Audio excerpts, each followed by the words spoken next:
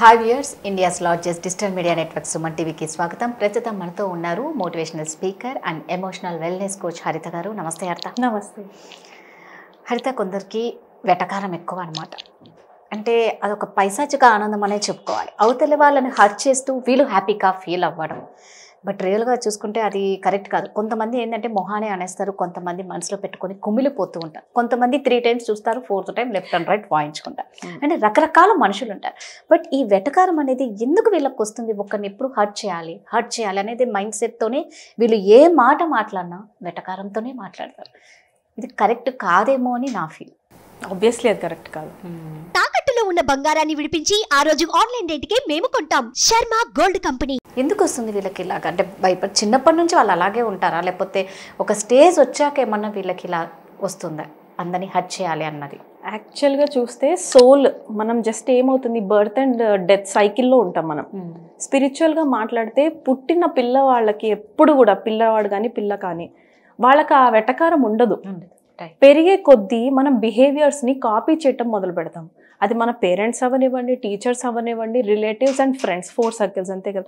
వీళ్ళని చూస్తూ మన బిహేవియర్స్ని కాపీ చేసుకుంటూ మనం అర్థం చేసుకుంటూ ఉంటాం. ఓకే, ఇది బాగుంది, ఇది బాగాలేదు, ఇది రైట్, ఇది రాంగ్ అని మెల్లిగా కన్విక్ట్ చేసుకుంటూ వస్తాం. 5-7 years వచ్చాక మన ఆల్రెడీ బిలీఫ్ సిస్టమ్స్ అంతా ఫామ్ అయిపోతాయి. రెస్ట్ ఆఫ్ ద లైఫ్ అది పక్కా ష్యూర్ అని మనం నమ్మి దాన్ని ప్రూవ్ చేసుకోవడానికి ట్రై చేస్తాం. అంతవరకే జరిగేది మైండ్లో సిస్టమ్.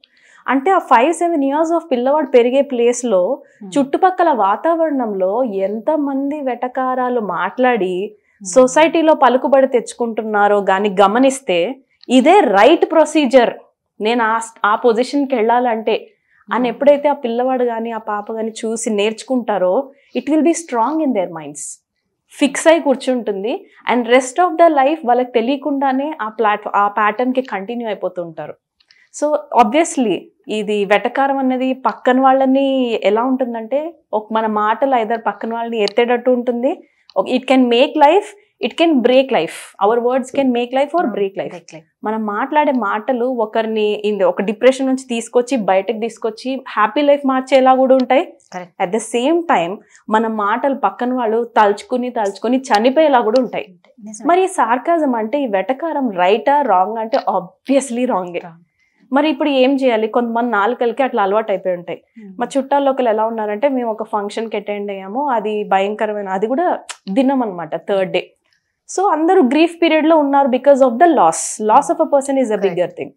బట్ ఆ టైంలో ఈవెన్ ఎవరైతే పర్సన్ ఉన్నారో మా చుట్టాలు, వెళ్ళటము రావటం, జర్నీస్లో అప్ అండ్ డౌన్ చేయటంలో even he's tired, we agree. But ఇప్పుడు కూర్చున్నారు, భోజనం చేస్తున్నారు, పక్కన వాళ్ళు పలకరించారు. ఏమనంటే, నాకు నిన్నటి నుంచి కనబడలేదండి మీరు అంటే. It was so beautifully spoken. Concern ఉండింది, ప్రేమ ఉండింది. జస్ట్ చాలా క్యాజువల్గా పలకరించాలి కాబట్టి పలకరిస్తారు. అండ్ దిస్ మ్యాన్ సెడ్, లేదండి నిన్న ట్రైన్లోకి వెళ్ళిపోయి, ట్రైన్లో నేను జర్నీ చేసి నైట్ అంతా జర్నీ చేసి మా ఇంటికి వచ్చి తెల్లవారుజామున పడుకున్నాను, ఇప్పుడు లేసానండి. అండ్ నేను అది రియల్ అనుకున్నాను. ఒక్క నిమిషం కాన్వర్జేషన్లో 1 hour later I found out that it isn't real. అది అంతా వెటకారం. అంటే హోల్ 2 minutes ఆఫ్ కాన్వర్జేషన్ లేదా మేబీ 1 minute ఆఫ్ వెటకారం ఇంపార్టెంటా? లేదండి నేను అలసిపోయాను, పడుకొని లేట్గా లేసాను. This can be beautiful. పక్కన వాళ్ళకి అంటే నువ్వు 1 minute ఆఫ్ సార్కాజం నాకు ఇంపార్టెంటా, నాకు ఎనర్జీ ఇస్తుందా అంటే ఆ 1 minute పక్కన వాళ్ళని నేను తక్కువ చేయడానికి నేను మాట్లాడి వాళ్ళని తక్కువ చేసి నా ఎనర్జీని లాస్ చేసుకుని, ఎప్పుడైనా కానీ మన థాట్స్, వర్డ్స్ అండ్ యాక్షన్స్ ఈ 3 అలైన్మెంట్లో ఉండాలి. మనం ఏం ఆలోచిస్తామో అవే మాటలు వస్తాయి, మనం ఏం మాట్లాడతామో అవే మన యాక్షన్స్లోకి వెళ్తుంటాయి. ఎప్పుడైతే ఆలోచనల్లోనే మనం ఈ సీడ్ ఉందో, వెటకారం మాట్లాడాలి లేదా వెటకారం మాట్లాడడం వల్లే పనులు జరుగుతాయి, లేదా కొంచెం డబ్బులు ఎక్కువ ఉండటం వల్ల నాకు వెనకాల 2 వచ్చేసినాయి కాబట్టి నేను ఏదో some belief system is there inside. నేననేది ఏంటంటే, ఆ 1 minute ఆఫ్ వెటకారం కంటే హీ కుడ్ హ్యావ్ టోల్డ్, లేదండి పడుకున్నాను, అలసిపోయాను కదా, ఇప్పుడు లేట్ లేసాను, టిఫిన్ మిస్ అయ్యాను. This can be beautifully presented. ఆ అవతల వ్యక్తి పైకి నవ్వారు because it was in a group. పైకైతే పర్లేదు నవ్వారు, ఇంకేదో హ్యాండిల్ చేయాలి కదా. But what about inside feelings? He was hurt. ఖచ్చితంగా హర్ట్ అయ్యారు. ఎందుకంటే 1 minute తర్వాత ఈవెన్ హీ అండర్స్టూడ్ అది వెటకారం అని. ఆయన పాపం నిజంగానే ట్రావెలింగ్ చేసి అలసిపోయి లేట్ వచ్చాడని ఈయన కూడా అనుకున్నాడు. 1 minute తర్వాత తెలిసింది అదంతా వెటకారం అని. అంటే ఇక్కడ నేను ఏమంటానంటే వాళ్ళని తప్పు పట్టడం నా ఉద్దేశం కాదు, కానీ మన మాట తీరు ఎలా ఉండాలి, పక్కన వాళ్ళని పైకెత్తాలా లేకపోతే పక్కన వాళ్ళని చిన్నగా చూపించటమే మన ఉద్దేశమా, అది మనం చెక్ చేసుకోవాలి. పక్కన వాళ్ళని ఇన్సెక్యూరిటీస్లో తోయటమే నా ఉద్దేశం అయితే ఒకటి గుర్తుపెట్టుకోవాలి, మనల్ని 10 మంది అలా తోసే వాళ్ళు తయారవుతూ ఉంటారు. కర్మ ఫిలాసఫీ ఎప్పుడు కూడా what we do we will get back. మనం ఏం చేస్తామో అది రిటర్న్ వస్తుంది. మనం ఒకరిని ఇలా హర్ట్ చేసాం, మన ఇంట్లో 10 మంది తయారవుతారు మనల్ని హర్ట్ చేసేవాళ్ళు. మనం అనుకుంటాం నేను ఏంది వీళ్ళ కోసం పొద్దున్న సాయంత్రం దాకా కష్టపడుతున్నాం, మీకు నా బాధ అర్థమవుతలేదని మళ్ళీ అదే మనుషులు ఇంట్లోకి వెళ్ళి పిల్లలు దగ్గర ఏడుస్తారు. దిస్ ఈస్ బికాజ్ మనం ఏ ఎనర్జీ ఇస్తున్నాం, బయట వాళ్ళకి 1 ఇస్తున్నాం, రిటర్న్లో మనకి 10 వస్తున్నాయి. సో అందుకే థాట్స్ వర్డ్స్ అండ్ యాక్షన్స్లో అలైన్మెంట్ ఉండాలి. మన ఆలోచన విధానంలో చాలా స్వీట్గా కామ్గా కైండ్గా ఎంపతి అంటాం. వెరీ మోస్ట్ ఇంపార్టెంట్లీ ఎంపతి అంటాం. అంటే పక్కన వాళ్ళ షూస్లో మనల్ని మనం పెట్టుకొని మాట్లాడగలగటం. ఓకే వాళ్ళ ఇంటెన్షన్ ఏంటి. సో ఇంకోటి చెప్తాను, ఇంగ్లీష్లో హర్ట్ పీపుల్ అంటారు. అంటే నేను హర్ట్ అయితే వేరే వాళ్ళ ద్వారా నేను వచ్చి మిమ్మల్ని హర్ట్ చేస్తా.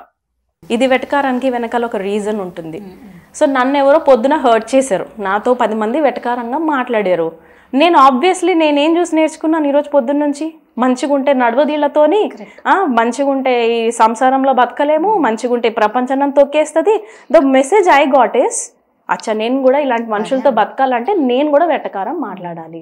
So at the end of the day నేను వెటకారంగా మాట్లాడాను బికాజ్ ఐఎమ్ హర్ట్. పొద్దున్న నుంచి 10 మందితో హర్ట్ అయ్యాను. నేను వచ్చి నేనేమి ఇస్తాను మీకు, మీరు హాయ్ అని అంటారు. ఎట్లా అంటావు హాయ్ అని, పొద్దున్న నుంచి నేను ఎంత భరిస్తున్నా వీళ్ళందరితో సతాయిస్తున్నా, నన్ను కావాలని ఎట్కారంగా మాట్లాడినావు లే అని నాకు నీ మీద కోపం వస్తుంది. This is because I'm hurt already పొద్దున్న నుంచి 10 మందితో పడ్డాను. మీరు పాప మంచిగా పలకరించడానికి వచ్చినా already I have so much inside, I will relieve it on you. Hurt అయ్యాను, ఆ ఎనర్జీని నేను తీసుకోలేను, ఆ ఎమోషన్ లోపలే కూడగట్టుకుపోతుంది. వాళ్ళని తిరిగి అనలేకపోయాను, వాళ్ళు పెద్ద రిలేషన్షిప్స్లో ఉన్నారు నాకంటే. ఆ తల్లి వెళ్ళి పిల్లలకి ఇస్తుంది, భార్య వెళ్ళి భర్తకి ఇస్తుంది, భర్త వచ్చి భార్యకి ఇస్తాడు. ఎందుకంటే ఆఫీస్లో బాసులు ఏం అనలేరుగా. ఇలాంతా ఫ్రస్ట్రేషన్ బాల్స్. సార్కాజం అంటే మనం ఏం చేయాలంటే ఎక్స్ప్రెస్ యువర్ ఎమోషన్స్. మన లోపల ఏం ఫీల్ అవుతున్నామో అది చెప్పటం very good, but in a polite way. ఇప్పుడు ఫ్యాన్ వేయవా అనేదానికి కనబడతలేదా ఫ్యాన్ అయ్యి అనేదానికి డిఫరెన్స్ ఉంది. దే డోంట్ నో మీకు ఎలా ఉందో నాకు తెలియకపోవచ్చు. సో టెల్ ఇట్ బ్యూటిఫుల్లీనా. సో సార్కాజం ఎప్పుడు కూడా పక్కన వాళ్ళని తక్కువ చేస్తుంది.